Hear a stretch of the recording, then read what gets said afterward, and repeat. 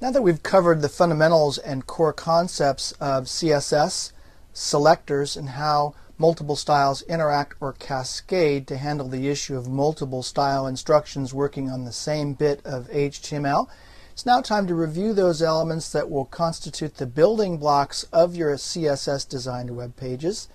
These elements all have familiar sounding names: margin, padding, borders, widths, heights, and so on.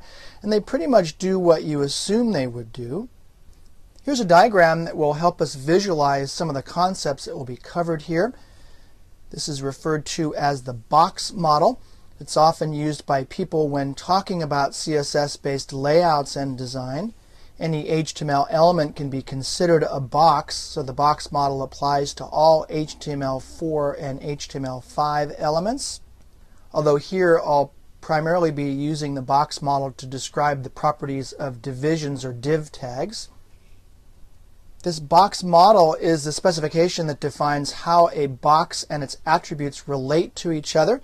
In its simplest form, the box model tells browsers that a box defined as having a width of 100 pixels and a height of 50 pixels should be drawn 100 pixels wide and 50 pixels tall.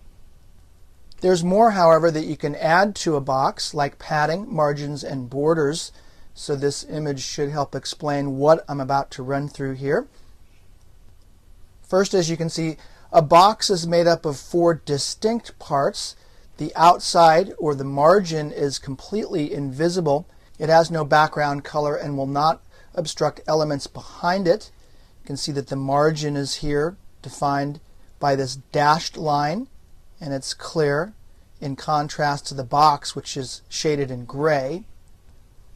In between the box and the margin is the border. This outlines the visible portion of the element. Inside the border is the third part of the box, the padding, this section right here where my mouse is. I like to think of padding as padding in a jail cell or in a box to prevent the contents of the box from getting damaged by the border or the box container. So think of the padding as defining the space between the content area of the box and the border itself. Notice that in the diagram here, the only border of the 3 drawn that would actually be visible to your viewer is the solid line, the line defining the border. The dashed lines are added to help demonstrate this box model.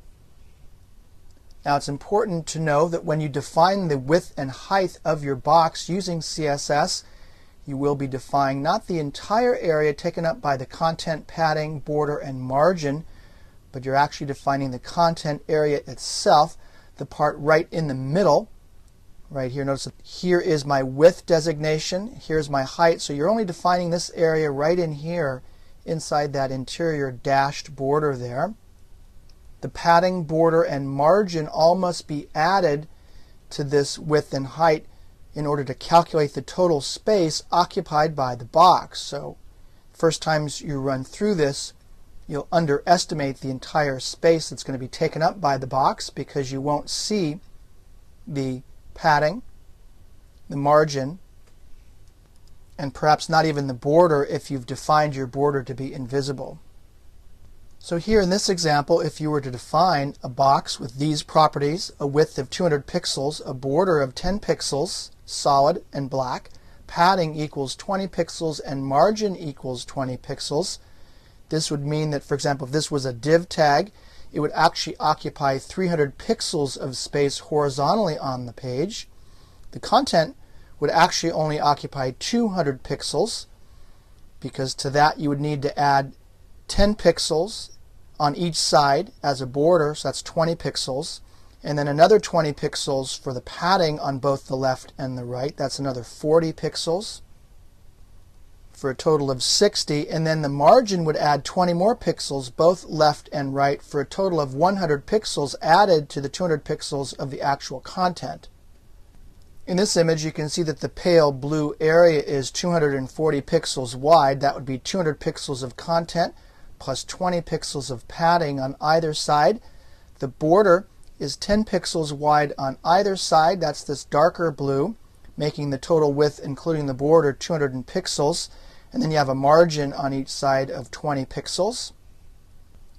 One of the most important elements that we'll be using to create our CSS-based HTML pages is the div tag. Div refers to divisions. These divisions provide greater flexibility and efficiency when marking up the regions of our HTML pages. As a number of building block methods rely on divisions for targeting their impact, it seems appropriate to delve into divs right away. So let's move on to the next movie and get deeper into these divisions that are an important aspect of the CSS specification.